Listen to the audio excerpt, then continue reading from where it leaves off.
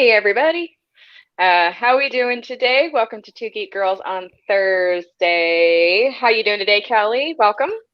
I'm good. How are you? Obviously, I'm not sitting at my couch. I'm on my bed. It's just how we're doing today. That's okay. That's okay. Gotta love that we've all figured we're at least I'm much more proficient after this year, and but that meant I had way too much time on my hands, and even Yes. then I haven't quite figured out the lighting. But Yeah. yeah, I'm that's not in my normal setup, but I feel like the lamp is at least some decent light over here and we can see you. Yeah. yeah, No, so that's all that matters. So thank you for joining us tonight, Crystal at Heart of Crystal. We've got Kelly, whoop, and we'll make sure oh, we get all of our contact information, connecting to everybody on social media. mhm. Um, it is Thursday night's show. It is post Snyder Cut. If you are enjoying, what I'm afraid of, yeah, I took a lot of notes today, and I think I'm going to inundate Kelly with a bit of a DC heavy one because That's I certainly fine. like to get her take on a few things that happened, including the Snyder Cut. But if you're enjoying this, don't forget to like, subscribe, hit that notification bell to know the next time we come on, and share it with your friends far and wide because we love it when you guys join the conversation with us. So, yay, there we go. Yay. With that, yes, we are post Snyder Cut release. Mhm. I'm sure everybody has had an opportunity, I'm hoping, to see it. This is not a spoiler free comment section. Um, I would like to know from you, Kelly, do you like it better than the theatrical release?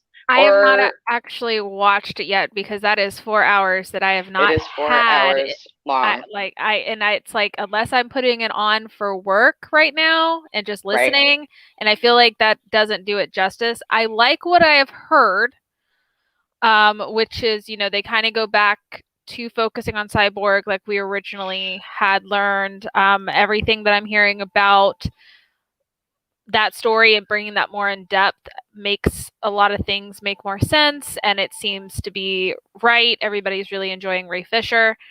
Yes. Um, and then of course, everyone's basically like, yeah, it's 100% better than the other cut, but it doesn't necessarily mean it's the greatest movie ever, which I mean, Yes. that's what you should expect. Like, yeah, the Snyder fanboys for first 24 hours, 48 hours, they were going crazy, feeling vindicated. And in a way, they should be. Hmm. They should feel They vindicated. They got did it make done. this happen. Hmm. This is a win. And, critics are, it's not like crazy bigger, but they are like, yeah, it's a lot better than the original. Here you go. Yes. So they feel like it's a win. It doesn't, it doesn't necessarily mean everything's still going to work or things aren't, I saw some of the spoilery things, certain characters that were cut um, from this into the Joss cut, Yep. Joss Whedon cut. So it's, you know, I I can see where this, like, the super Snyder fans feel very, very vindicated, like it's the greatest movie ever. But I think like once the hype dies down a little bit, they'll start to see the flaws, like we always do.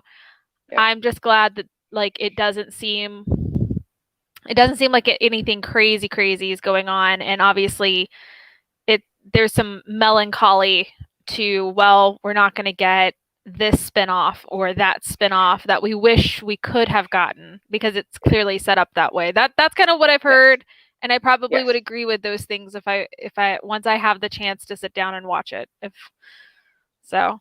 Yes. And to that point, I am glad that a lot of this hard work paid off. I am glad Mhm. this version came out. Not necessarily always a Snyder fan, but I Mhm. certainly got the sense early on that this was the movie it was supposed to be, Yeah. and it definitely better. I watched it straight through, watched the end a few more times, just to make sure I didn't miss anything. Mhm. And having gone back and watched the Joss Whedon version just before I saw this one, I can see where the cuts were. Why he's like, okay, I'm going to keep this. Basically, there were times where Joss Whedon's like, I want to keep this, but I'm going to change the reason why they said that Yeah. and give you a completely different movie. And it just what Well, I wasn't the same. Yeah, and I mean, I think at the end of the day, too, this is a great insight into how important editing is in a film, because a lot of times people don't realize that, and it's like, this is why, like, I have a lot of criticism with Avengers Endgame. Mm-hmm. I'm sure that there could be a cut of that would fix a large part of what I have issues with, because it would connect better to the overarching 10-year story. But they went in another direction because they were trying to give fan service to the fans who have been there for 10 years. And that's also a valid reason to handle it that way. And so it really shows you the importance of sometimes things are left on the cutting room floor that could change everything. Yep. And sometimes it works and sometimes it doesn't. A really fun one, too, kind of bringing it still with Marvel, is there are certain scenes into the Spider-Verse in the cartoon. And of course, beat for beat, that is a perfect movie. Like, just perfect in the beginning. But they will show you, they have a special, like, special edition on the DVD that will show you, like, certain things that are just storyboarded or some half partial animation. And they cut it in just to kind of show you, we were going to include this, but now do you see why we didn't? Yep. And that it's to me, it's a fascinating situation that doesn't really get a lot of credit in terms of a casual viewership. And I think the Snyder Cut is really, like, bringing that into the forefront of this could have been, the scene totally that you have a problem with could have totally been great if it had been edited properly. And that's one of my main complaints about DC is they do not edit their films correctly. Justice League seemed like a complete train wreck. Yeah. Every time I watch it, and there are times I watch this version and I'm like, okay, the same for me. I do not like the storytelling. I don't like how attached he is. I like to say it's an opinion, but it's kind of a fact with Snyder that he has something he wants to film. He has something he wants to be in there. And then he just kind of figures out a way to make the script connect to it instead of really fleshing it out. And it makes it really jittery. It makes it shows. Yeah, no, he's got a Lucas way of directing and a Lucas way of filmmaking that, we had these problems with the prequels of Star Wars. It's the thing is if you don't have anybody telling you, hey, this doesn't work, here's how you fix it, like they did in the original trilogy with Star Wars, because his ex-wife pretty much rewrote the script, and then there were certain times where Carrie Fisher, being Carrie Fisher, would go right up to those directors and go, hey, the scene doesn't work, but me and Harrison have reworked it, so here's this scene now. And so a lot of your iconic things that we now know and love in Star Wars actually came from people pushing back and being collaborative and creative. Had nothing to do with Lucas. No, and so by the time the prequels came around, I know everyone's like, oh my God, they're so bad. And there is right to criticize George Lucas, but the issue at hand is it's just he never had that foresight, and then he became too big, and everybody by then was a yes person kind of sitting there. So I think that's kind of what happens with Snyder a lot it's what happens at WB. I mean, it's what happens at WB. I'm sure it's what happens in almost all of DC comic films at this point. There's certain people that are there, and it's their way or the highway, and they surround themselves with yes people, and there's no arguing it. Yes. And that obviously a long running problem when it comes to creative meets money meets shaking of hands behind doors. This is going to eventually it's going to trickle down. It's going to trickle down to something that the audiences see that they're not going to be happy with, and many times for good reason. There are examples I could pull out of this movie but at the same time, I just want to mention there's a lot that I like. Flushing out a lot of the characters, obviously starting with Victor Stone, moving on to Steppenwolf. Nothing's perfect. That is certainly much more of the movie that people clearly wanted to see. Much more in that right direction. Yeah. It's not the best, but it's better. No, and that's the thing is right now is the hype is, oh my God, see how much better this is. And so like once everyone, like I said, kind of evens their emotions out a little bit, I think they're going to realize, okay, this still isn't perfect by any means. Like, we don't need to doesn't deserve a sequel. Yeah, no, we don't need a sequel. I don't think, I'll be honest, I don't think that they were ever fully going to do a spinoff anyway, because by the time they were doing these reshoots, they had already decided on Flashpoint and to kind of revamp the whole movie stuff. Because after, spoiler alert for anybody that doesn't know, after Flashpoint, they're rebooting everything to make it cohesive like the MCU, like this was supposed to be before their internal shit show. So that's kind of what's going on, and that's what's supposed to go on. Will we ever see Flashpoint? Who knows? I think like the last thing I heard was like Michael Keaton said he's definitely not going to be in Flashpoint unless COVID levels even off in the UK in the summer, because that's where they're supposed to film. Right. So we've got to see. It is definitely in limbo, more so than we thought it was going to be a few months ago. And whether it's a response to this movie coming out, everyone else's, whether it's the success of this movie coming out, whether it is the response that they're getting from this movie coming out, the clear feedback, this is probably that last part of DC and Warner Brothers really having to take a step back and rethink everything. Oh yeah, and I mean they should. I mean, we've been saying that for years. It's like, yeah, Shazam's great. Like Shazam, honestly, very enjoyable movie. The first Wonder Woman. Although I will still defend 1980. Was it 1984? 84. Yeah, I'll still defend that one, just because, you know what, we should have a female-led superhero movie that is just lackluster, because think of all the men. Think of all the men ones that happen, and everyone's just like, yeah, that's fine. No, they just completely like crap on this one, and it's not bad. It's just I have to work twice as hard for half as much. Yeah, what? Right. No. Right. No. But the first Wonder Woman movie was amazing. Shazam was amazing. Aquaman, I would put very enjoyable. Well, to me, it's not a good film. It's not a good script, but it's enjoyable. It's fun. It would be better if Amber Heard was gone. Yeah. But it is better. But looking back, you can see that there was no continuity with the Aquaman story. These are the two things I use as the prime examples to kind of show everything I have wrong with this movie. That's the right way to say that. One is they have Aquaman in this movie coming off as angry at everything, including his mother. And I'm like, excuse me, his father would never, one, let him believe that about his mother, or two, talk about his mother that way. That is never going to happen. So that whole moment of having him be so angry, like, okay, I don't know who let you put that in the script, but that was a stupid line. That was a horrible thing to say. That completely changed the character. And again, to what you said, who is checking these things? Who's letting this happen? No, but I mean, because that doesn't work at all. They hired interns to just do it. And I mean, ultimately, this has been a thing with DC Comics, I would say, since the Dark Knight trilogy. I don't know if it's like they got a big head. I don't know if, they just kind of voice get that bad. Really? Nobody was going to tell him. Oh, I'm not talking about that. No, I'm just saying. I mean, as an example.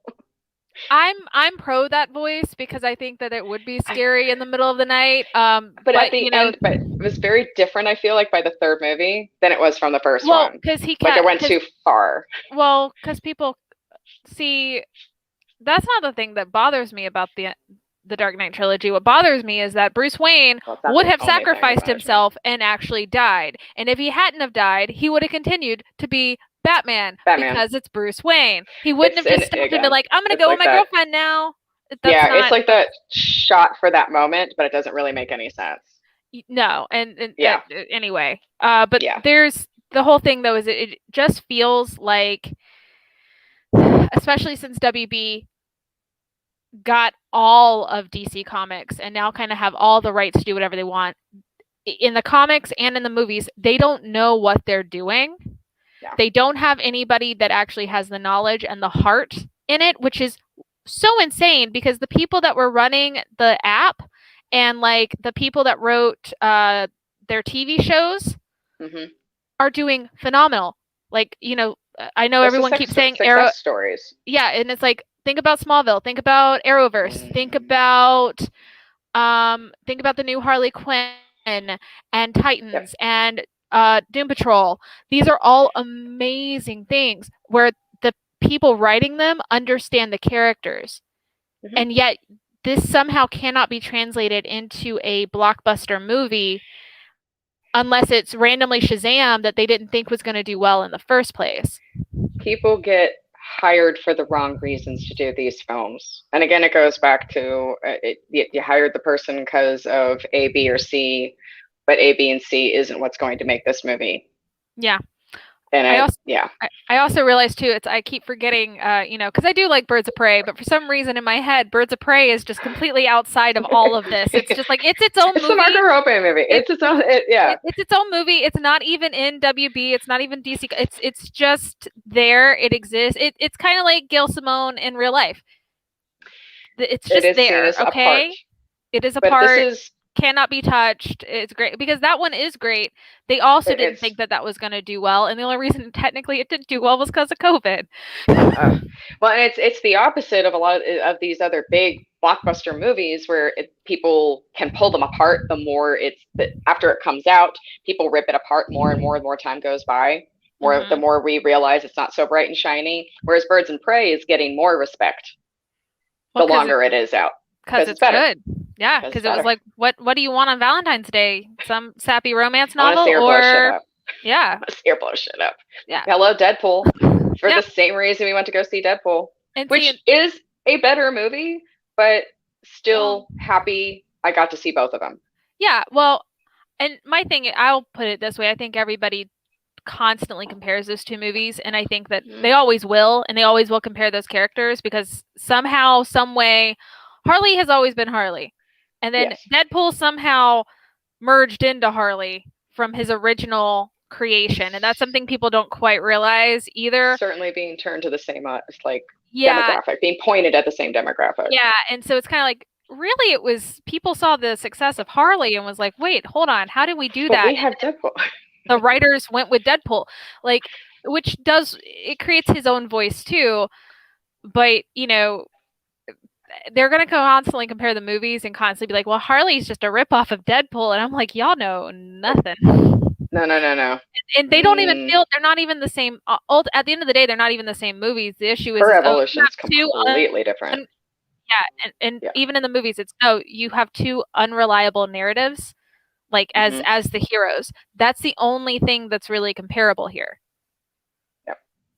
Stargirl. Stargirl's good too. Yes, thank you, Jess. Stargirl. I mean, again, DC TV shows seem to understand and grasp the characters and make stuff work. I don't know what's going on here. I don't know if it's because they just want big names in everything they do, and the thing is that they're not taking, they're not really looking at the heart of what they need.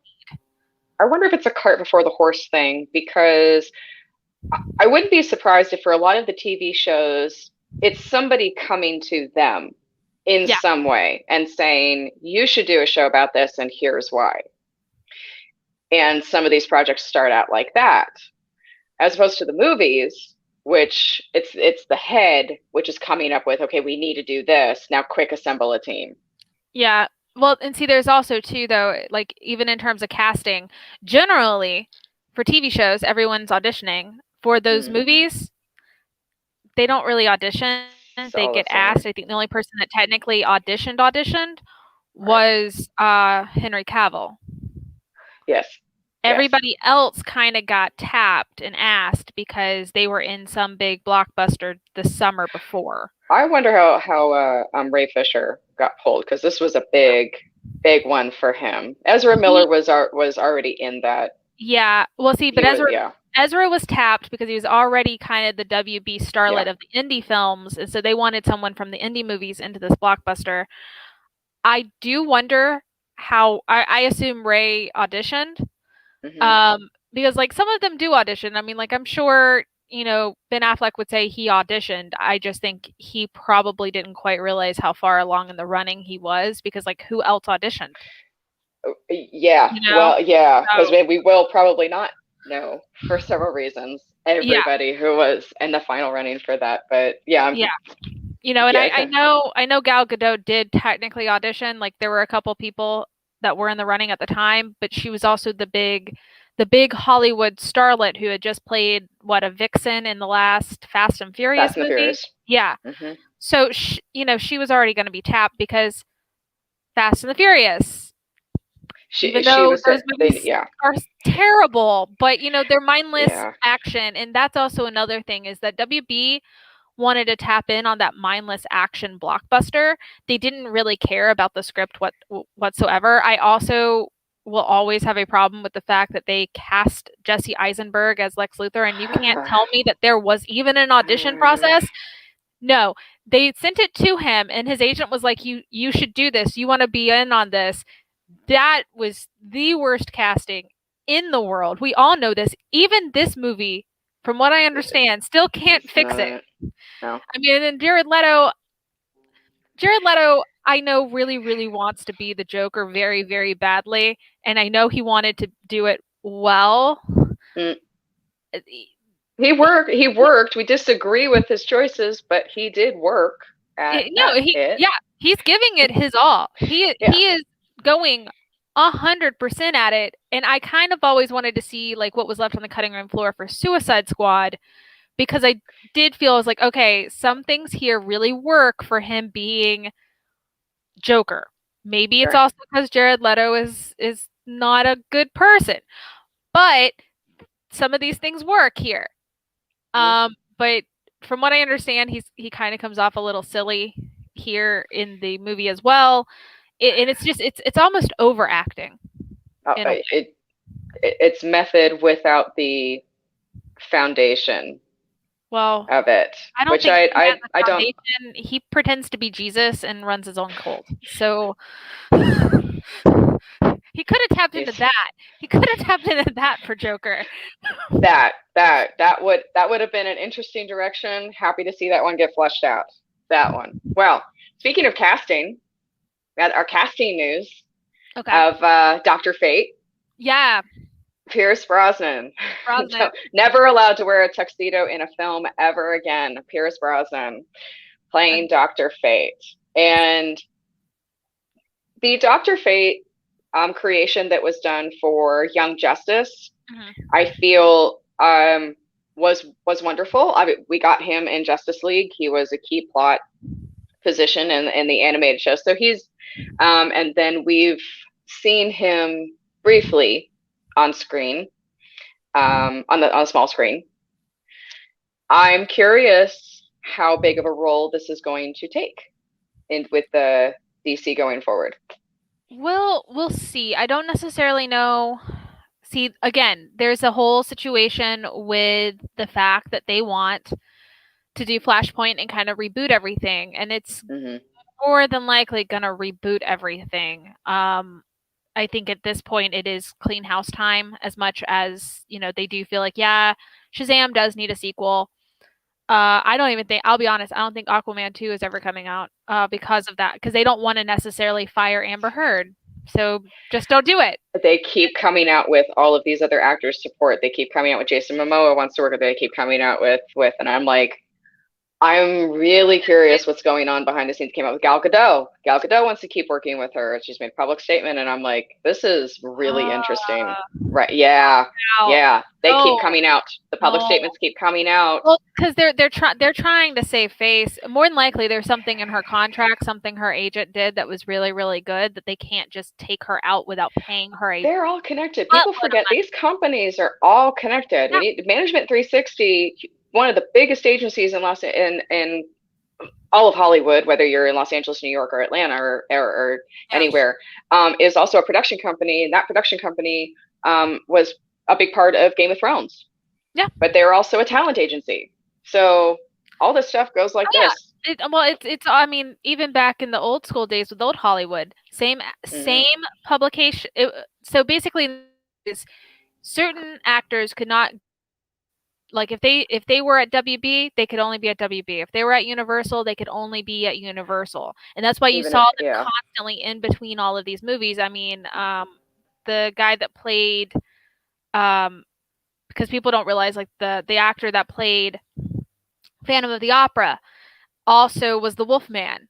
Also was like three creepy guys in all the other movies. I can't remember his name blanked on. It's right on the tip of my tongue. Like, he did all those creatures. He did all of those. They think that his ghost haunted Lon Chaney. Lon Chaney, yeah, because his ghost haunted old Stage 28 and the back lot of Hollywood. There's enough there. Like, I was looking at, like, the little records that they had. Like, there's enough there. I was like, yeah, that's probably why they don't. That's the real reason they completely demolished that building. But yeah, no, that's, that was the way it was done. Was you're owned by that studio. You're owned by that studio. Well, as actors started going, no, I'm not. I'm going to start my own production company and run my own way. That's when they all started working with the talent agencies and the publishers and all these different things. It's still the same. At the end of the day, it's still the same thing. That's one of the reasons why you'll always see... They're all circling the wagons around a particular talent and pushing it to the front. Exactly. The only thing is that they are technically free agents. So if something does arise in another production, they can't contract. Jump. Yeah, they can jump. So it's no longer a contract to just the production team, but at the same time, that's still kind of how that is, no matter what. Yes. I mean, and remembering, with the agency that you pick is where everything starts. Once you get to a certain point, and Melissa McCarthy, before Ghostbusters, but she had just gotten the rights to Ghostbusters, was a free agent. She was and there are entire op-eds written about this meeting that took place at the Beverly Hills Hotel. If I remember, it was the Beverly Hills Hotel, because everything happens at the Beverly Hills Hotel. This meeting that happened with her, having to decide which agency to go with, and it comes down to the two biggest ones. Even though all of them wanted her, they were the two biggest ones. Like, if it's the one representing Meryl Streep, it's the one representing. These are the ones that she had to decide who she was going to go with at that. And that agency, then that's not just your agent, your manager, and your PR. That is also whose casting gets in front of this person, and this photographer, and this person, and this DP has this person, and this, and everything is connected. Everything is set until there is a bifurcation between two companies and they're at head with each other. Exactly. And I mean, and even in that situation where she had placed herself, she was playing that long game for that in the first place. I mean, as much as we can say we might not like her acting style or her comedy chops or her writing style, because she does write her own movies, and that's why she's got that big Netflix deal of writing all of those comedies. The thing is she has been played the Hollywood game so smartly that she literally lives here in Atlanta. Her production team for Netflix movies are here in Atlanta. She can do whatever the heck she wants to do when she wants to do it. But she played that game all the way up to that, to get there. So she could make what she needed to make, the deal that she needed to make. It took right. You have 20, 30 years in the making to get to that moment. Yeah. You have to know the game, and then you have to respect those people, because that's why they are there when they're there, regardless if you like them or not, whether you're a fan or not. Like her comedy style, it's not funny to me, but I do respect her as a businesswoman, because you have a lot, Yeah.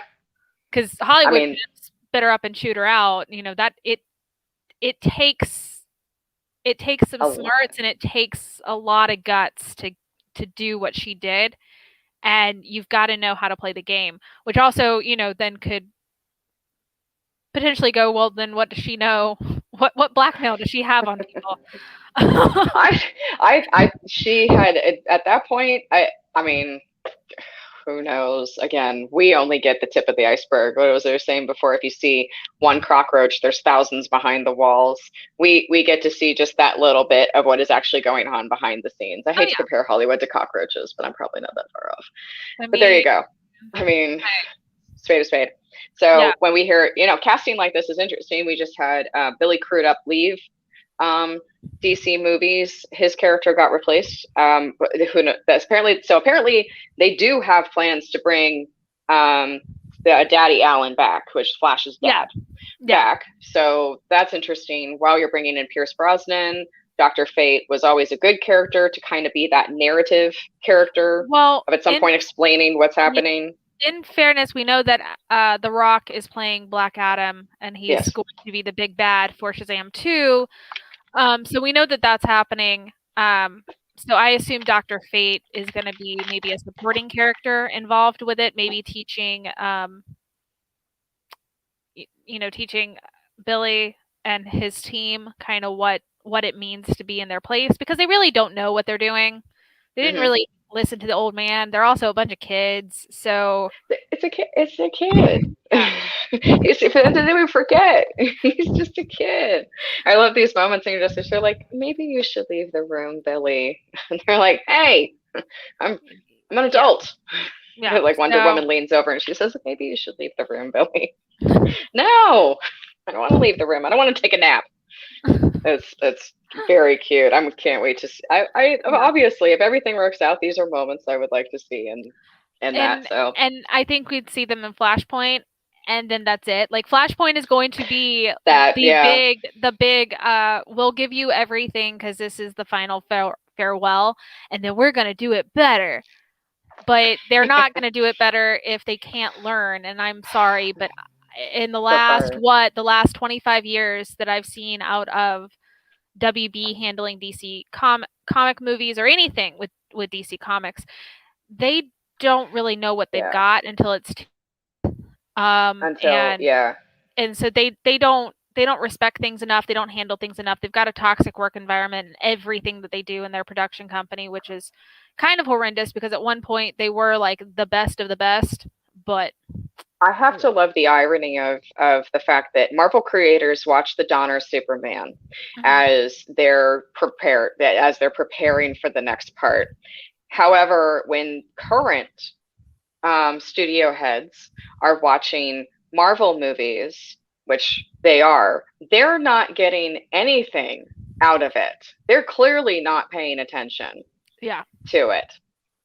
But still clearly trying to play catch up with it.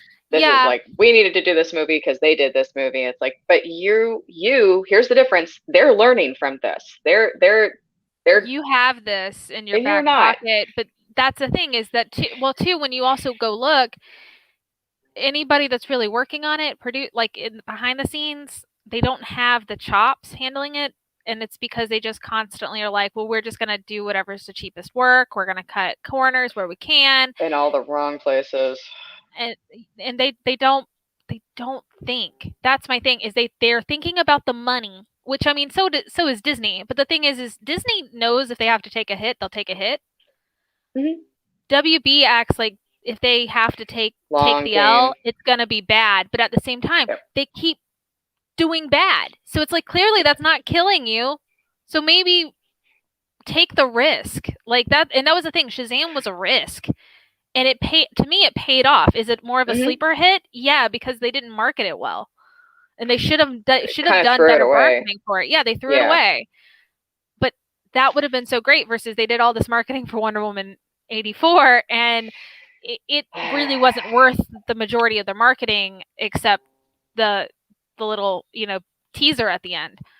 And that says something. But again, at the same time, I'm still going to preface, I would much rather have a mediocre superhero movie with a female character in it, where we're just talking about how mediocre it is, than I would, another mediocre male-driven. Yeah, because I mean, it's like we need more not more. It's not diversity is the right word, but it's like, if we really want to have like these movies with female leads like Black Widow and stuff take off, like, I get it. Like, the thing is that we have to hit it out of the ballpark every time, but at the same time, wouldn't it actually say more about like equality if we could just compare it to, say, Batman versus Superman, because it's still better than that movie. So and yes, and certainly it's still better than, well, I have different issues with Man of Steel, but that's a whole nother thing. I will say, to DC's credit, not everyone's going to agree with this, and I'm better. I'm more well versed with DC future, the future state, publications that I have been with deceased publications. So as we're coming out of DC's future state and we're moving into the characters that they have decided to continue publishing and with the milestone announcement and everything else from DC right now, I'm pretty happy. And I would encourage a lot of people. There's some new characters, new storylines, new or new directions they're taking things that I actually think they're going to get right. I'm actually very happy. One, I'm happy for Milestone. If this is going to be in-person publications and online publications at the same time, thank you God, everything's going to be good there.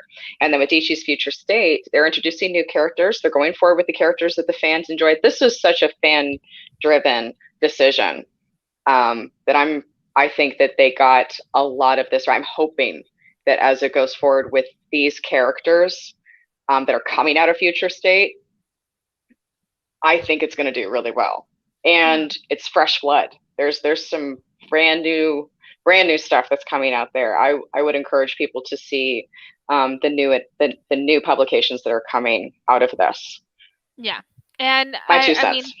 Oh yeah, no, I mean, I like Brazilian Wonder Woman a lot. I do not like cheesecake fan art that some other comic artists are drawing just to draw, mostly because like how many I know his last name's Choi and I can't remember his first first name.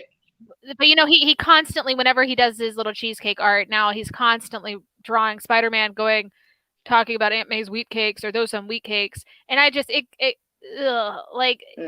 was just I'm so tired of it. And it's like the character is a strong badass woman and needs to be treated as such. Like I get the fact that you're doing it, it's fine, like cheesecake's fine, but it's like you don't need the Batman looking at her butt and Spider-Man looking at her butt and her going, ow, my boobs. Like, just stop. You know, like that was just like, that's getting on my nerves for her, but at the same time, it wouldn't be happening if people weren't liking the character and wanting more of the character. No, that was the whole point. I wasn't trying to use inclusion. No. I was trying to show that, like, technically it would be true equality if we didn't even bring it in at all. It would show that the film standards are more on level playing field. Exactly, because right now it's just because the issue is if Shazam, which Shazam won't because it's great, but if Shazam bombed, it would just be like, it bombed. It wouldn't affect or hurt the main star or anybody writing it and directing it. However, if it's Wonder Woman or even Black Widow, it will severely hurt them. How Scarlett Johansson hasn't been hurt by the movies that, like, ultimately her movies are never bad. They're just mediocre.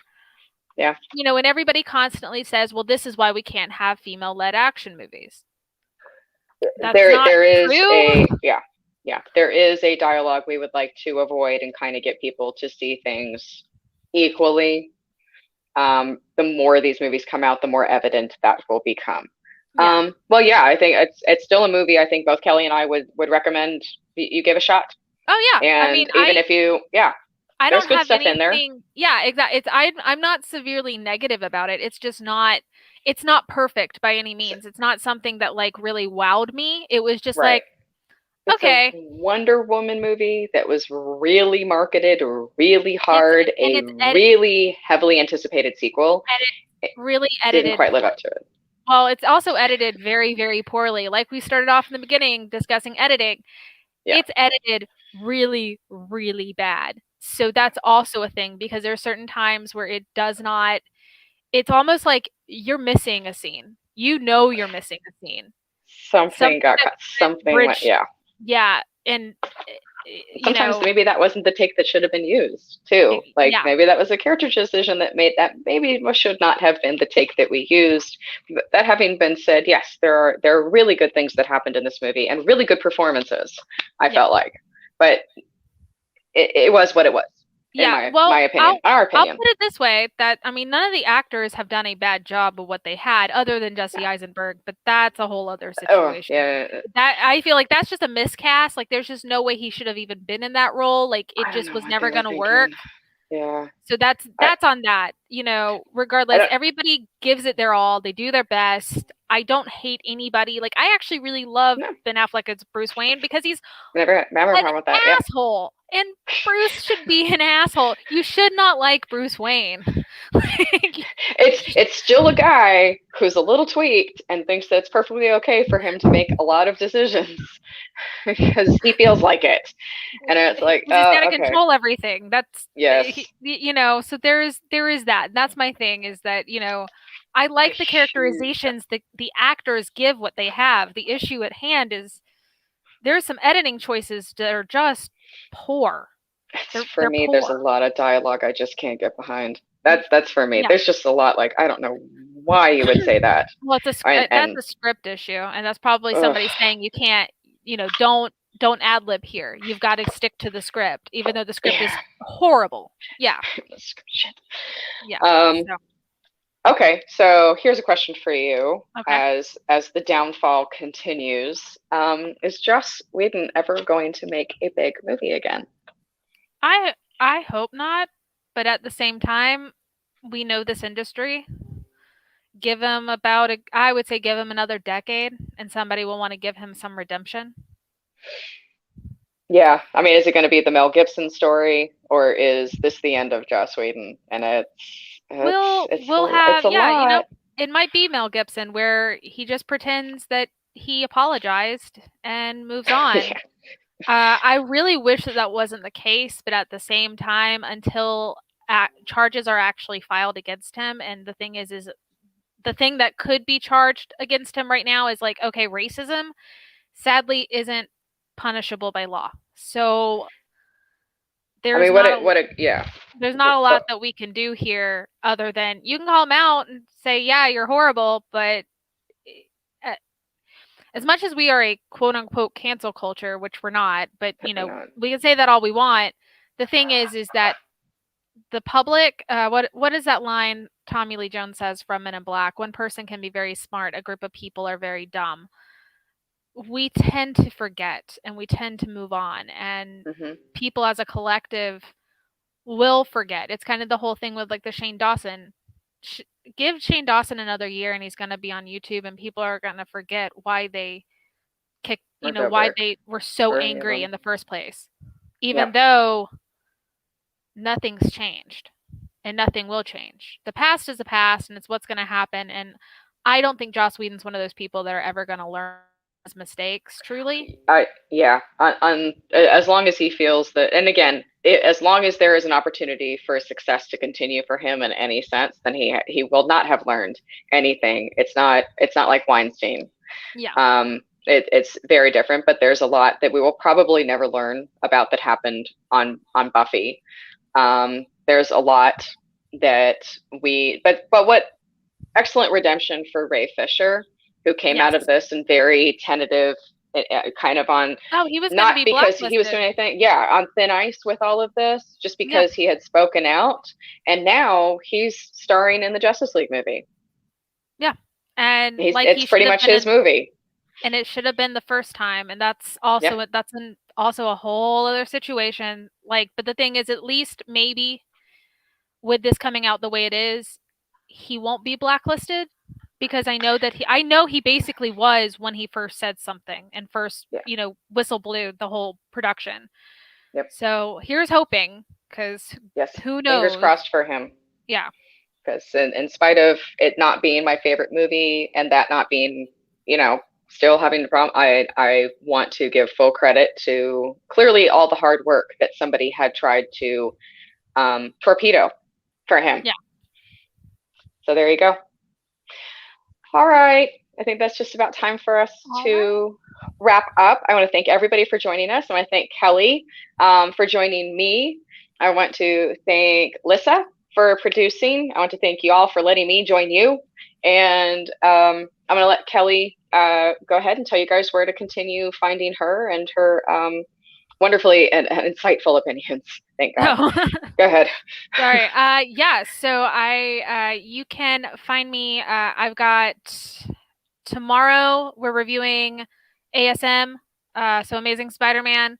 on the Crawl Space, so you can find Spider-Man Crawl Space here on YouTube. You can also catch me on my own show, Make Mine Mayday, on the Spidey Do Network. So that's just type in Make Mine Mayday in YouTube and you'll find it. We're recording on Sunday, and that's it so far that I know of this weekend. We will see if there is more, but so you can always catch me, especially on my Instagram, kmcdaniel28. That's normally where I give stuff. I did send Lissa my Linktree, so Linktree/Make Mine Mayday. It has all my socials, so you can find me on there. And there you go. Okay. I also want to thank Alec. Yes, I saw you, Alec. Thank you for watching. Thank you for joining me from Seattle. He's out of town delivering the puppies. So yes, hi, Alec. Thank you for joining us. Be sure to follow up. Again, the links are in the comment section. And like, subscribe, hit that notification bell. We will be back on Sunday and with all new updates, since we've got Falcon and Winter Soldier coming out and a few more announcements from both DC and Marvel this weekend. We'll see you then. You all have a good rest of your night. Bye. Bye.